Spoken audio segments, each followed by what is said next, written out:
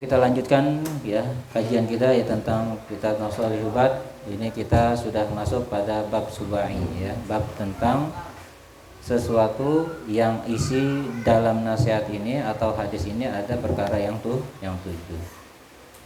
Al-maqalatul ula, pada maqalah yang pertama an Abi Hurairah radhiyallahu anhu anin Nabi sallallahu alaihi wasallam, diriwayatkan dari Abi Hurairah ya radhiyallahu anhu anin Nabi sallallahu alaihi wasallam.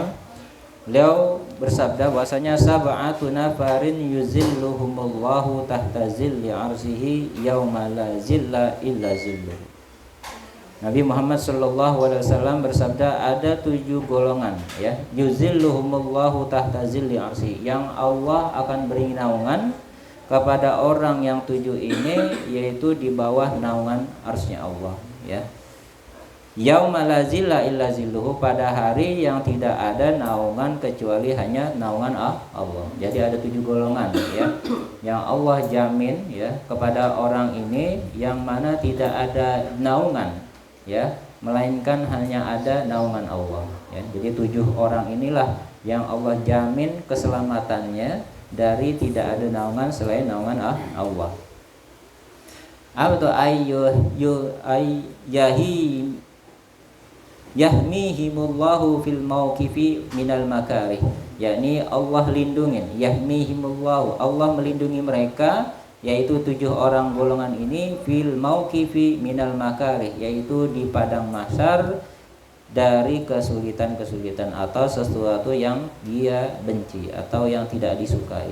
Jadi ketika nanti ya di akhirat itu ya, semua orang itu akan dikumpulkan ya di padang mahsyar ya, dimana di padang mahsyar ini tidak ada tempat berlindung, tidak ada tempat untuk bersembunyi ya dari apa yang akan diberikan kepada dia sesuai dengan amal perbuatannya. Nah 7 golongan ini yang Allah berikan keselamatan, Allah beri naungan dia ya, dimana padang arsy nanti itu yang namanya matahari itu ya, panasnya itu dekat dengan ubun-ubun manusia.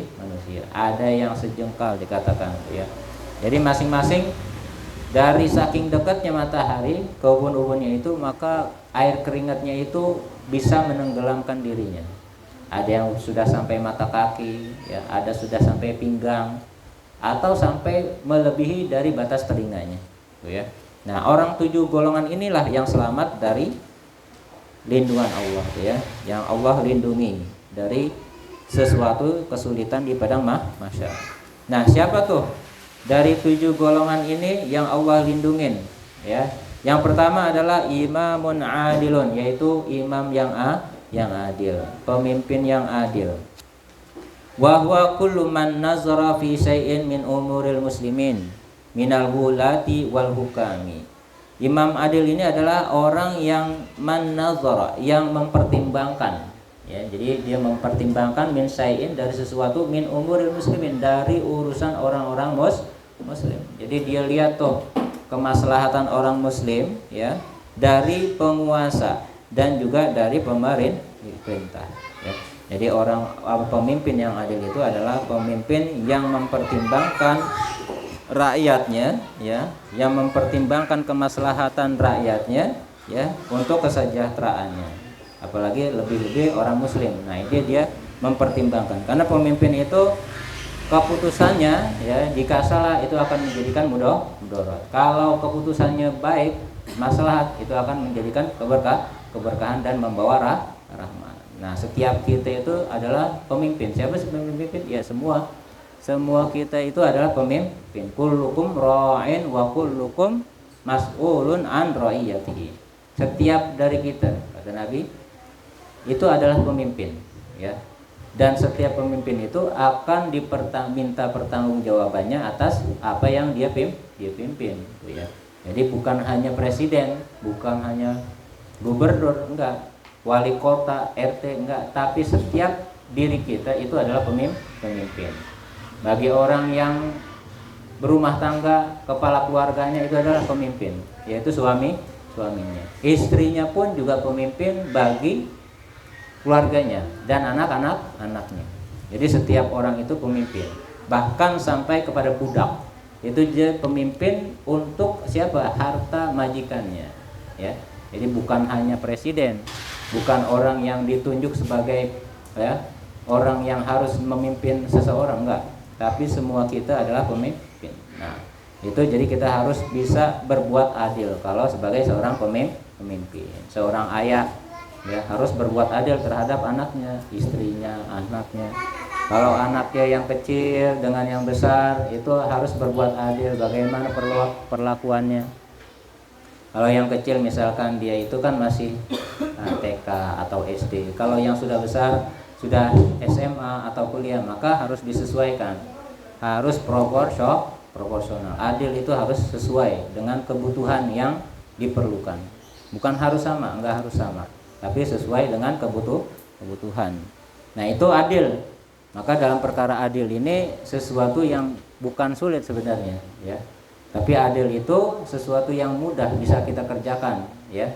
Asal hati kita bersih dari kotoran, ya, penyakit hati. Jangan ada dorongan hawa nafsu kita karena orang itu baik, padahal dia berbuat salah, maka hukumannya tidak ditegakkan. Nah, ini salah, ya. Maka itu tidak dibenarkan. Nah, itu adalah pemimpin yang adil. Yang pertama yang dapat naungan dari Allah Subhanahu wa taala. Maka dalam firman Allah, ya, Allah berfirman, "Innallaha ya'muru bil adli wal ihsan." Allah memerintahkan kita untuk berbuat adil. Adil dulu baru berbuat ihsan. Kalau berbuat ihsan dulu belum tentu adil. Kenapa? Ketika ada seorang yang mungkin teman kita dengan bukan yang teman kita, itu kita bisa sebelah, ya, berat sebelah dalam menetapkan keadilan, ya. Karena teman kita, sahabat kita ketika salah dia dimaafin, enggak apa-apa dah, ya, karena itu sahabat saya. Itu bisa jadi begitu, ya. Atau orang yang terhormat, ya, itu kita enggak tegakkan keadilan itu, hukumnya tidak sesuai dengan apa yang semestinya, nah itu enggak adil, ya. Maka Allah perintahkan berbuat adil dulu baru ihsan. Kita berbuat baik tapi belum tentu bisa adil. Berbuat kebaikan kepada teman kita karena kita salah, kita baik, kita ampunin tuh kesalahannya. Tapi orang yang bukan teman kita, kita tidak ampunin kesalahannya, itu salah. Itu enggak adil. Perkara adil ini bukan perkara yang masalah yang besar aja, sampai kepada perkara yang remeh atau yang kecil, ya. Maka ketika Sayyidina Hasan, ya, diminta pendapatnya oleh seorang anak, ya, dari dua anak ini meminta pendapat kepada Sayyidina Hasan bin Abi Thalib. Wahai Tuan, manakah ketika anak itu membuat gambar, manakah gambar yang bagus di antara dua gambar ini? Sayyidina Hasan diminta untuk pendapatnya, minta ra'yunnya. Apa kata ketika saat itu ada Sayyidina Ali di situ. Maka Sayyidina Ali bilang, "Wahai Hasan, ingatlah setiap apa yang engkau tetapkan, ya, maka itu akan dipertanggungjawabkan. Itu masalah pertimbangan meminta pendapat mana gambar yang paling bagus dan mana yang enggak. Itu sampai segitu. Itu kan hal remeh. Menurut kita itu enggak akan dihisab, ya. Tapi tetap akan dipertanggungjawabkan. Apa yang kita hukumkan, apa yang kita sudah tetapkan itu menjadi pertanggungjawaban kita nanti di akhir. Ya, itu pertanggungjawaban yang masalah yang remeh, bagaimana yang besar sebagai pemimpin negara, pemimpin wilayah, ya, kota atau lingkungan rumah tangga RT, itu tetap apalagi yang lebih besar, ya. Itu yang hal remeh harus berbuat adil. Maka nggak bisa kita remehkan dalam perbuatan adil ini. Maka orang yang adil inilah yang Allah akan berikan dia naungan di mana tidak ada naungan selain naungan Allah, ya. Jadi harus benar-benar tuh kita jaga sifat adil kita sekalipun kepada musuh kita, ya. Sekalipun kepada musuh kita, ya. Jangan sampai keadilan kita ini tidak ditegakkan karena musuh kita, ya. Sekalipun musuh kita harus tegakkan mana yang berhak untuk mendapatkan hukuman semestinya dan mana yang tidak. Kalau musuh kita benar maka tegakkan, ya. Kalau teman kita salah ya tegakkan. Jangan sampai berat sebelah atau meringankan kesalahan sahabat kita dan memberatkan hukuman musuh kita. Maka ketika ada seorang tuh ya, dikisahkan dari Sayyidina Aisyah, ketika ada seorang wanita yang terhormat ya, ketika ada seorang wanita yang terhormat ini melakukan pencurian, maka sahabat-sahabat Quraisy ini bingung. Nah, gimana nih netepin orang yang terhormat ini mencuri? Nah, terdetik di dalam hati sahabat ini, coba tanyain ke Nabi, ya, tanyain ke Rasulullah Shallallahu Alaihi Wasallam. Maka ketika itu sahabat ada harapan bahwasanya jangan ditegakkan hukuman, ya, potong tangan kepada wanita terhormat ini. Maka disuruhlah tuh ya Khalid, ya Usamah bin Zaid diperintahkan ke Rasulullah untuk diadukan untuk permasalahan penyelesaian ini. Maka ketika tahu kronologis daripada apa yang disampaikan oleh Usamah bin Zaid ini, maka Rasulullah itu seakan-akan marah, ya. Maka sampai-sampai lau anna Aisyah binta Rasulullah sallallahu alaihi wasallam saraqat laqatta'tu iyadaha. Kalau seandainya Fatimah saja binti Rasulullah aja yang melakukan pencurian itu, maka saya akan potong, kata Nabi.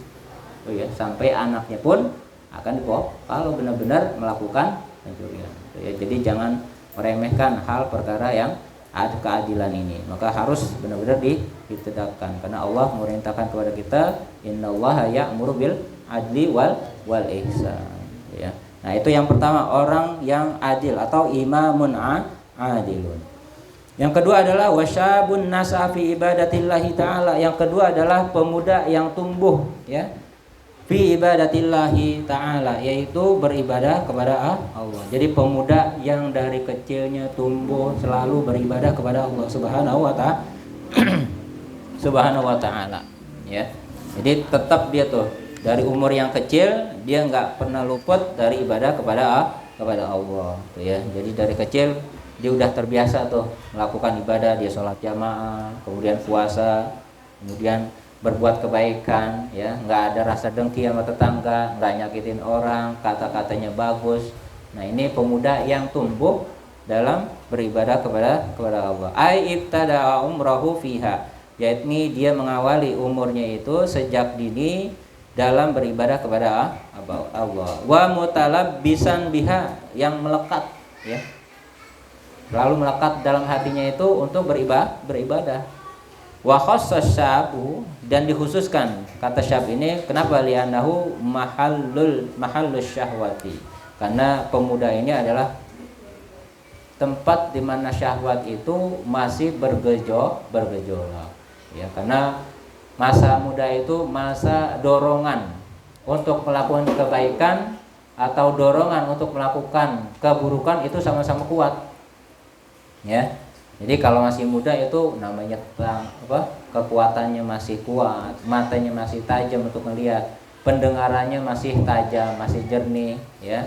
Kemudian lidahnya masih dapat merasakan dengan sempurna makanan-makanan yang enak, giginya masih utuh, kakinya masih kuat jalan, ya. Beda dengan yang tua.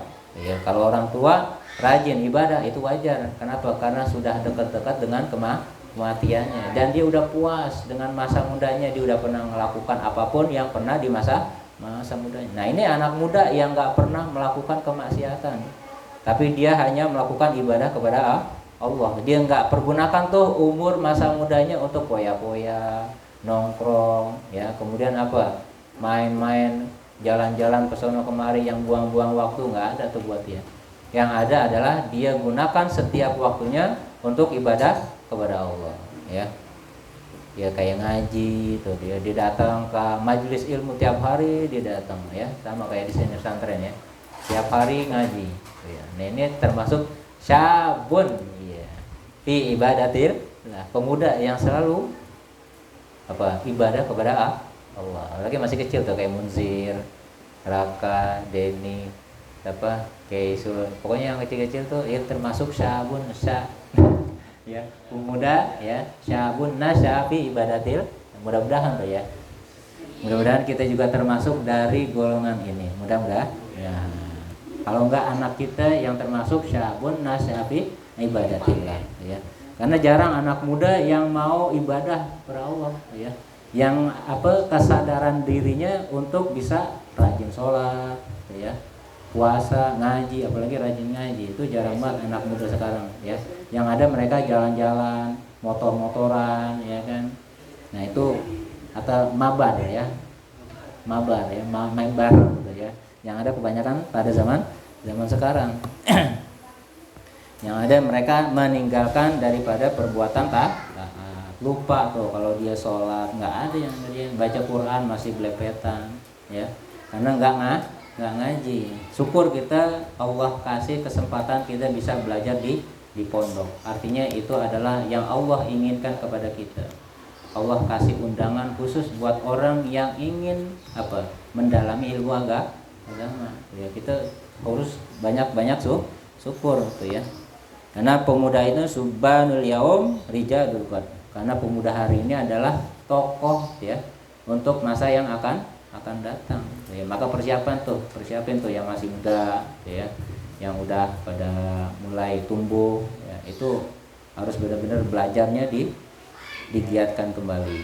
Hafalin ya apa yang disuruh guru, hafalin. Dia ngaji jangan sampai putus ya, karena ini termasuk daripada yang akan Allah berikan jaminan kepada orang yang tidak ada naungan kecuali hanya naungan Allah ya.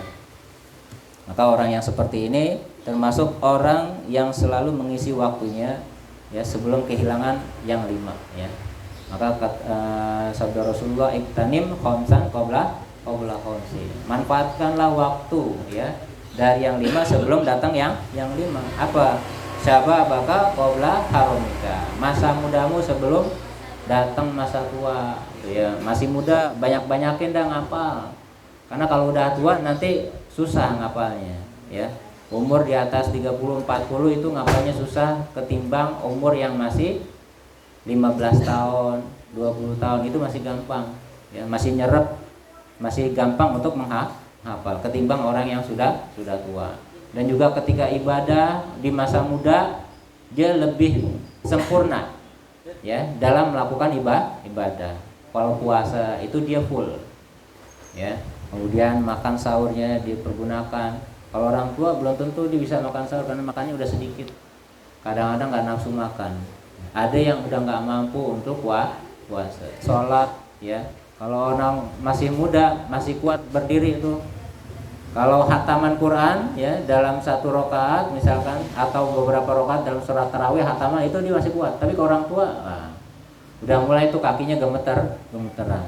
Udah nggak kuat. Kenapa? Karena sudah lemah. Nikmatnya yang Allah kasih udah Allah kurangi. Kalau kita nih yang masih muda nih masih Allah kasih full.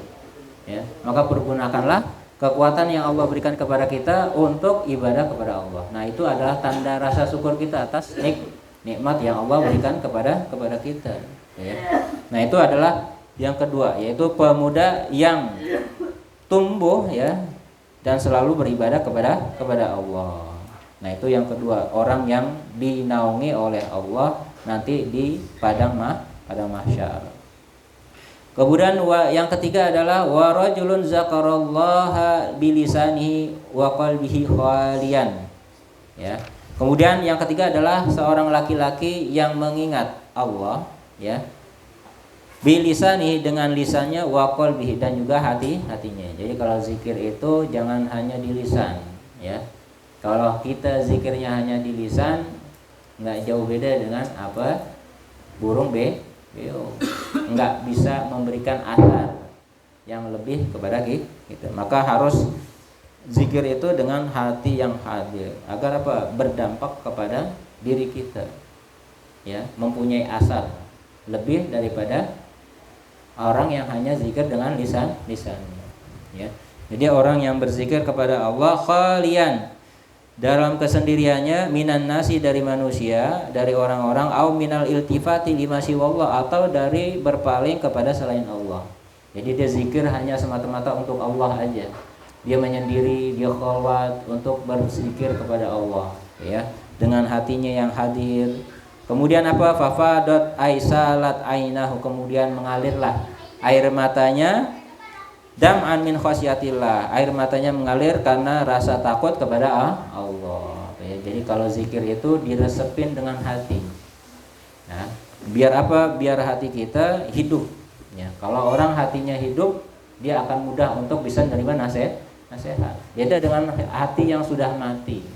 Ya, dia nggak akan bisa menerima nasihat. Nah, orang yang sering zikir ini nanti hatinya akan lembut.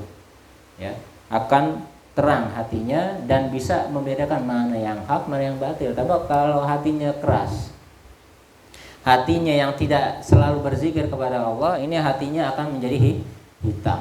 Ya, kalau hatinya hitam, ini nggak bisa bedain mana perkara yang boleh, mana perkara yang haram, mana perkara yang haram. Ya, nah itu gelap hatinya, nggak bisa tuh dia bisa mendapatkan petunjuk dari Allah. Nah itu ya zikir dengan hati yang hadir dalam kesendiriannya. Maka ulama tuh kalau mau menyendiri dia kholwat, ya. Kholwat agar tidak terganggu daripada orang dan membersihkan hatinya dari sifat riya. Karena kalau zikir banyak orang, nah bisa kita rusak niatnya karena riya, karena orang yang lihat, atau karena bisa jadi orang lain itu jadi rusak kegiatannya. Kayak misalkan di masjid kita zikir ribuan, ya, zikir lama banget. Nah di situ ada masjid, orang kan mau ada sholat, ya, mau ada pengajian, ya. Nah itu terganggu karena ada kehadiran kita. Takut kita bikin pengajian gak enak ada orang zikir, kan jadi keganggu. Jadi kita nggak enak, kita urung itu pengajian, itu jadi ganggu. Atau ada orang mau sholat, ya, sholat jamaah, yang mungkin datangnya telat, ya kalau sholat jamaah, misalkan yang jahar pada malam hari, maghrib atau isya, ada orang zikir di situ rame-rame, nah itu kan bisa jadi ganggu juga buat orang lain. Maka dengan zikir yang sendiri ini, ya, dia jauh dari manusia atau dari berpalingnya dia dari Allah. Nah itu dia mengalirlah air matanya karena rasa takut kepada Allah. Nah ini air mata yang mengalir karena rasa takut ini adalah bisa memadamkan api neraka. Ya. Jadi kalau orang yang hatinya lembut, hatinya bersih, itu akan bergetar hatinya. Maka dalam firman Allah disebutkan innamal mu'minuna iza tuliyat ayat zukirallahu wajilat qulubuhum. Apabila hanya saja orang-orang mukmin itu apabila disebut nama Allah wajilat qulubuhum, akan bergetar hatinya. Wa iza tuliyat ayatu zadathum iman. Dan apabila dibacakan ayat-ayat Allah, maka dia akan bertambah imannya. Nah itu orang yang beriman. Kalau orang nggak beriman, ya, orang kafir, dibacakan ayat Allah, dia nggak akan bergetar hatinya. Kenapa? Karena hatinya gelap, hatinya hitam, nggak bisa tuh dia nerima hidayah. Kenapa? Karena Allah jauhin dia. Karena kekafiran dia. Tapi bisa aja dengan sebab ayat ini Allah berikan hidayah. Tapi ciri orang yang beriman adalah hatinya lembut. Kalau dibacakan ayat Allah, maka hatinya bergetar, ya. Dan juga bertambah keimanannya.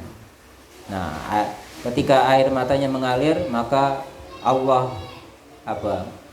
redam tuh kemarahan. Karena air mata yang mengalir karena takut kepada Allah akan meredam daripada murkanya Allah. Ada dua mata yang tidak akan tersentuh oleh api neraka, yaitu ainani la tamassuhuma annar. Ada dua mata yang tidak akan tersentuh oleh api neraka. Apa? Ainun bakat min khosyatillah, yaitu mata yang menangis karena rasa takut dia kepada Allah. Yang kedua adalah ainun batat tahrusu fi sabilillah, yaitu yang kedua adalah mata yang menjaga, artinya dia begadang. Untuk apa? Untuk menjaga keamanan orang-orang muslim atau orang-orang mukmin dari peperangan. Ini ketika peperangan fi sabilillah. Nah, ini dua mata ini yang tidak akan tersentuh oleh api neraka. Mata yang menangis ketika dia takut karena Allah, dan juga mata yang menjaga untuk keamanan orang-orang muslim fi sabilillah. Nah, itu dua mata yang Allah akan jaga dia dari api api neraka. Karena mata ini adalah bagian apa ya? Perasaan ya, perasaan seseorang. Ya, kalau orang sedih, dia akan mengeluarkan air matanya. Orang terharu juga akan keluarkan air mata. Orang sakit, disakiti itu juga bisa mengeluarkan air mata. Ya. Maka air mata ini tidak bisa kita cegah ya, karena air mata ini adalah Allah lah yang membuat kita menangis dan Allah yang membuat kita tertawa. Innahu huwa adhaka wa abka. Sesungguhnya Allah lah yang membuat manusia itu tertawa dan menangis ya. Jadi manusia nangis itu tidak bisa dibuat-buat. Maka menangis ini, maka Imam Nawawi mengatakan bahwasanya disunnahkan kita ya ketika membaca Quran itu menangis ya. Menangis. Jangan sampai kalau baca Quran jangan enggak menangis. Kalau bisa kita usahain nangis ya. Karena sebab tadabbur kita atau karena dosa-dosa kita itu dianjurkan menangis. Ya, kenapa? Karena itu merupakan sifatul arifin, sifatnya orang-orang arif. Wa si'aril ibadis sholih, dan juga syiar hamba-hamba Allah yang soleh. Karena sifatnya orang arif itu dia ketika baca Quran dia menangis. Maka kita untuk bisa mengikuti jejak mereka ya kita harus usahakan untuk bisa menangis. Fa inna buka indal qiraah sifatul arifin, karena menangis ketika membaca Quran adalah sifat orang arif. Wasi'ari ibadillahi sholihin, dan juga syiar bagi hamba Allah yang soleh. Dan juga Imam Nawawi mengatakan bahwasanya pura-pura nangis boleh aja kalau kita nggak bisa nangis. Jadi kalau kita nggak bisa nangis nih, ya nggak bisa merenungi makna Quran, tadabburin Quran, kita nggak bisa nangis, kita nangis karena saking kita nggak bisa nangis, ya. Jadi boleh pura-pura wa yustahabu, maka disunahkan bahkan, ya. Wa yustahabu bukau wa tabaka liman la yaqdir alal buka, disunahkan menangis dan juga pura-pura nangis kepada orang yang nggak bisa nangis ya. Karena ini dikuatkan dengan hadis Nabi Muhammad SAW. Nabi juga bersabda bahwasanya inna hadzal Qur'an nazala bihusnin, sesungguhnya Quran itu diturunkan dengan kesedihan ya. Maka Imam Nawawi ini berkata seperti ini karena sesuai dengan hadis Nabi. Fa iza qara'tumuhu fabku, apabila kalian membaca Quran maka nangislah ya. Nangislah. Fa illam tabku fatabaqau, kalau kalian tidak bisa menangis maka pura-puralah nangis ya. Jadi kita usahakan tuh kalau kita baca Quran nangis kalau bisa. Sekalipun kita kayaknya merasa sulit untuk nangis. Mungkin kita nggak tahu maknanya atau mungkin karena kita tidak bisa mentadabburi Quran. Nah, karena sebab itu kita nggak bisa tadabburin Quran, ya nangis. Gitu. Ya. Karena nangis itu bagian dari lembutnya hati seseorang. Ya. Nah itu ya. Jadi yang keempat adalah yang ketiga yaitu seorang yang mengingat Allah dalam kesendirian kemudian mengalir air matanya karena rasa takutnya kepada Allah. Kemudian yang keempat adalah warajulun qalbuhu muta'alliqun bil masajid, seorang yang hatinya terpaut, selalu bergantung, rindu kepada masjid. Nah, ini juga orang yang akan mendapatkan perlindungan, keamanan dari Allah ya, ketika tidak ada perlindungan selain Allah ya.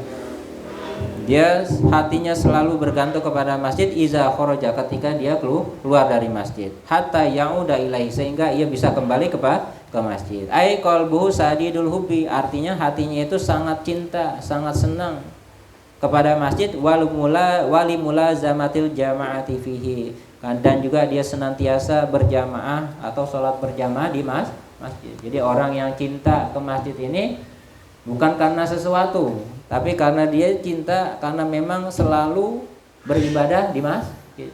Dia senang tuh sholat jamaah di masjid ya. Senang tuh kalau dia ketemu orang-orang di masjid, bisa silaturahim ya. Dan juga di masjid ini dia bisa termasuk orang yang memakmurkan masjid. Orang kalau udah cinta ya akan timbul rasa rindu. Dia nggak mau jauh-jauh dari yang dia dia cintai. Ya, makanya kalau ketika orang yang sudah cinta selalu hatinya terkait atau tergantung dengan masjid, ketika dia keluar dari masjid dia gundah, dia gelisah, dia jalan jauh banget. Kebetulan di tempat yang dia pergian itu nggak ada masjid, nah itu dia gelisah. Kenapa? Hatinya selalu bergantung dengan di masjid. Karena dia selalu sholat berjamaah, ya, selalu silaturahim lewat di masjid, ya. Karena bisa jadi karena orang kecintanya kepada masjid inilah dia gundah. Jadi kalau cinta masjid, dia makmurin masjid, sholat jamaah, ngaji, ngikut di situ di masjid, ya. Zikir di masjid, ya. Kemudian juga orang yang rindu cinta kepada masjid, dia pasti menjaga daripada adab-adab yang ada di masjid. Kalau ada kotoran dibuangin tuh, ya. Kalau ada kotoran tai ayam atau apa itu dia bersihin. Atau ada kotoran-kotoran yang bisa menjadi masjid itu tidak indah, tidak nyaman, dia tuh bersihin. Kalau dia masuk masjid pasti dia dengan tangan kanannya, kaki kanannya dengan baca doa, keluar masjid keluar pakai kaki kiri. Itu di adab-adabnya pasti dia digunakan. Karena dia orang yang cinta, ya, dan ibadah di masjid. Selalu tuh hatinya bergantung, ya, untuk beribadah di masjid. Maka qala Rasulullah sallallahu alaihi wasallam, "Iza ra'aitumur rajula ya'tadul masjida fashhadu lahu bil iman." Apabila kalian melihat seorang, ya, yang selalu biasa mundar-mandir atau datang ke masjid, maka saksikan bahwasanya dia adalah orang yang betul-betul beriman. Ya, jadi kalau orang beriman itu selalu datang ke masjid. Kalau sholat jamaah datang ke masjid, ya. Jadi bukan hanya nggak selamanya harus di masjid, tapi kalau kebaikan itu adalah ada di sini juga, sholat jamaah itu termasuk juga, ya. Ngaji kan belum tentu semuanya ada di masjid, ya. Yang jelas ketika masjid itu adalah dia memakmurkan masjid, ya. Jadi sholat jamaah, ngaji, mungkin musyawarah untuk kemaslahatan masjid, ya. Itu dia selalu senang dengan kegiatan tersebut. Maka orang yang selalu datang ke masjid ini maka adalah dia orang yang beriman. Jadi ciri orang beriman itu dia selalu hadir dan cinta untuk bisa hadir ke masjid. Kemudian yang kelima adalah warajulun tasaddaqa bisadaqatin ay sadaqatan aw sadaqatit tatawwu'i, ya. Dan seorang yang suka bersedekah, dengan sedekahnya itu kemudian dia sembunyikan. Nah, ini juga orang yang Allah berikan jaminan, Allah berikan dia perlindungan ketika di padang mahsyar, dengan yang mana tidak ada perlindungan kecuali hanya perlindungan Allah, ya. Jadi orang yang selalu bersedekah, karena as-shadaqatu tutfi'u ghadaba rabbi. Sedekah itu dapat meredam apa? Amarah Allah. Jadi kalau kita mau Allah ridho, Allah senang sama kita, ya, maka bersedekahlah, ya. Kalau kita sakit, ya, maka kalau mau sembuh ya bersedekah, ya. Dengan wasilah sedekah ini Allah akan berikan kita pertolongan. Allah berikan kita kesembuhan, ya. Nah, itu sedekah, ya. Dan juga Allah akan meredam amarahnya kepada hambanya, ya. Jadi kalau kita mau Allah ridho, ya banyak-banyak sedekah, ya, biar Allah senang sama kita, ya.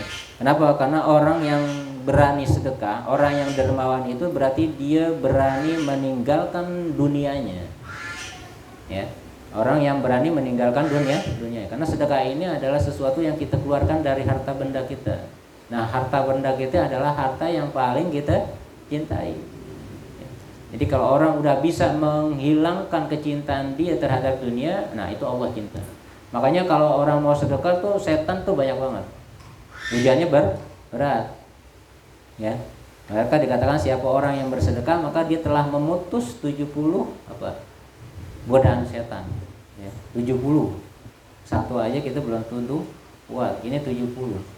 Artinya bisikan-bisikan ke setan itu kita sudah putuskan. Ya, jadi kalau orang sedekah itu banyak godaannya. Kadang-kadang ada setan yang mengajak kita sedekah tapi ditunda. Udah ntar aja, ntar sedekah boleh tapi nanti aja. Karena ditunda-tunda akhirnya nggak jadi. Ada yang setan yang membisikin kita untuk tidak bersedekah. Kenapa? Karena takut fakir, takut miskin, takut susah, ya, takut melarat. Akhirnya kita tadinya mau sedekah jadi nggak jadi, ya. Atau kalau kita sedekah malah nanti kita jadi melarat, ya, kehilangan harta benda kita, berkurang harta kita. Nah itu godaan-godaan banyak, ya, yang menjadikan sebab-sebab kita nggak jadi sedekah, ya, karena setan ini nggak demen dengan orang yang sedekah. Karena artinya kalau orang udah berani sedekah berarti dia menghilangkan kecintaan dia kepada dunia, ya, menghilangkan hatinya dari kecintaan dunia.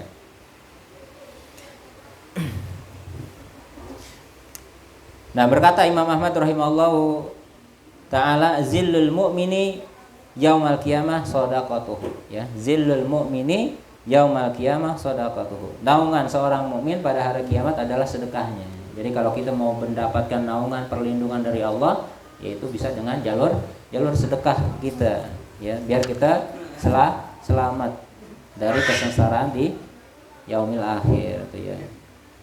Nah ini juga sedekahnya adalah sedekah sir, ya.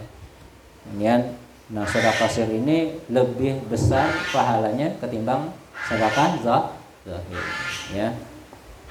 Nah, dari riwayat mengatakan bahwa inna sawaba sedekah sirri yudha'afu ala sawabi sedekah zahiri sab'ina di'afan. Bahasanya sedekah, ya, sir itu dilipat gandakan pahalanya hingga 70 kali lipat dibanding sedekah zahir. Ya, karena kalau sedekah sir itu kita nggak ada harapan untuk pamer sama orang lain. Yang kita inginkan adalah hanya Allah semata. Yang hanya kita inginkan adalah apa yang Allah redho, ya, bukan redho dari manusia.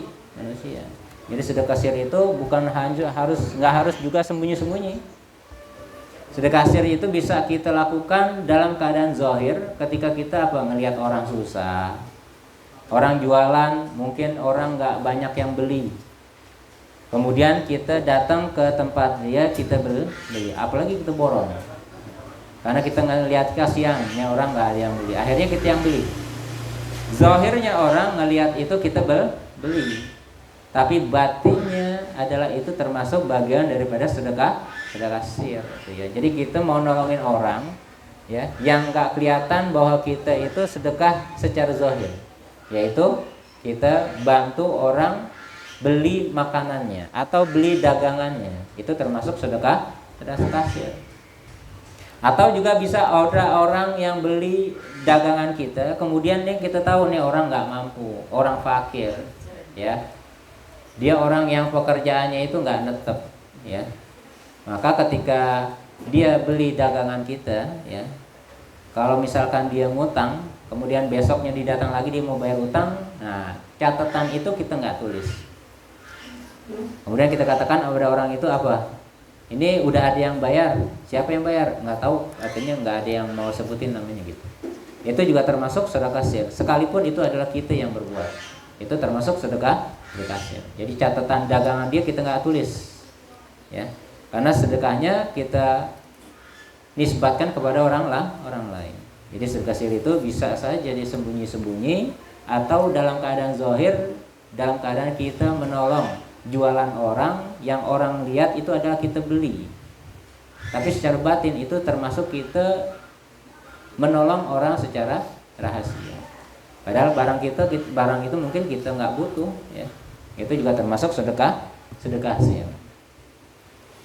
Nah, ai kata maha aninas, yaitu dia sembunyikan sedekahnya itu dari manusia.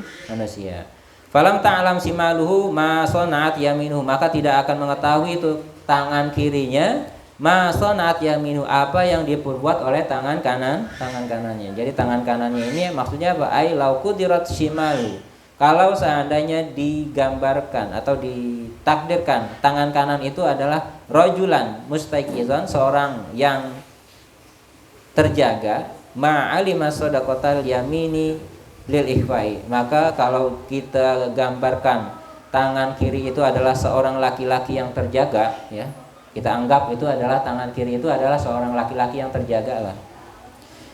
Ma'alima shadaqatal yamin, maka dia tidak akan tahu sedekah yang apa yang diperbuat oleh tangannya. Lil ikhfa'i, karena kerahasiaannya. Ya.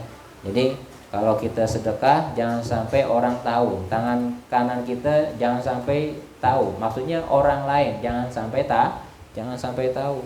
Karena itu akan muncul sifat riya kalau sedekah di hadapan orang. Pengen kita dianggap orang dermawan, orang baik, orang yang banyak duit, banyak tuh godaan-godaan yang bisa menghanguskan amalan sedekah kita. Wakila, dan dikatakan al muradu an yaminihi wasimalihi minan nas.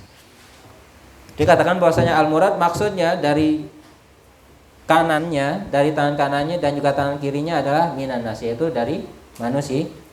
Jadi kalau kita mau, maksudnya di sini adalah tangan kanannya itu jangan sampai ketahuan, itu artinya jangan sampai orang lain tahu.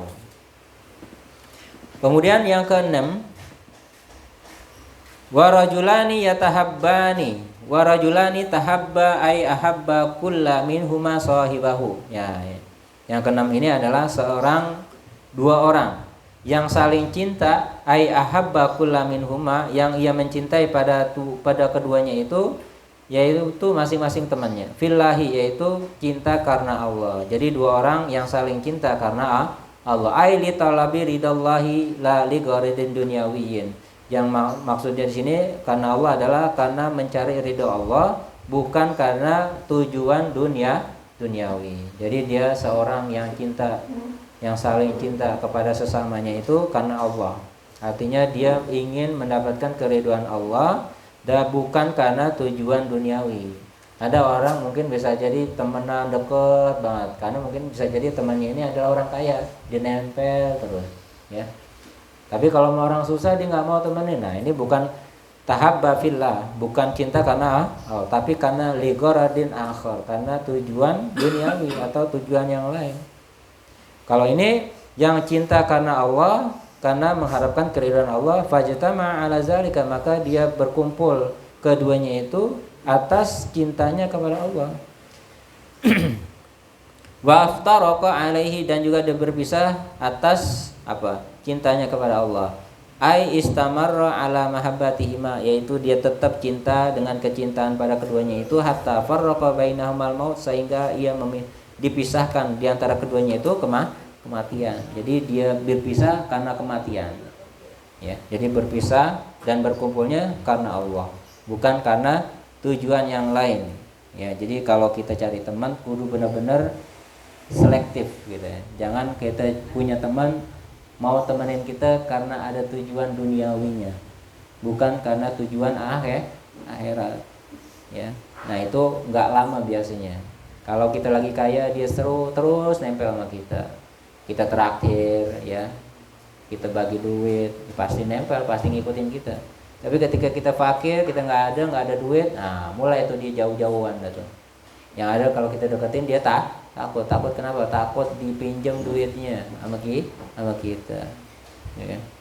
Maka harus tahu tuh kita teman mana yang benar dia cinta karena kita atau bukan karena Allah. Ya. Kemudian wa rajulun da'athu imra'atun zatu jamalin ila nafsiha fa'aba. Kemudian yang ketujuh adalah seorang laki-laki yang mana ia dipanggil oleh seorang wanita zatu jamalin, yang mempunyai paras yang cantik. Ila nafsiha, diajak kepadanya untuk berbuat fahisah fa'aba. Kemudian laki-laki ini menolak.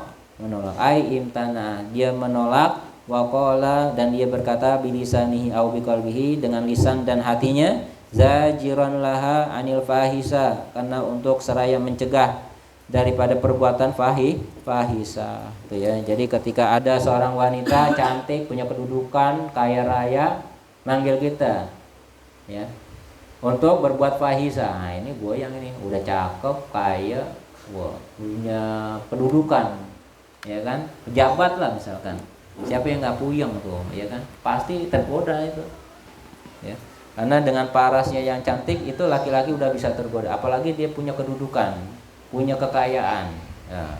ini makin besar godaannya, ya. Maka ketika itu dia menolak dengan lisannya, ya, dengan lisannya dan hatinya. Artinya lisan dia menolak, kemudian hatinya juga menolak.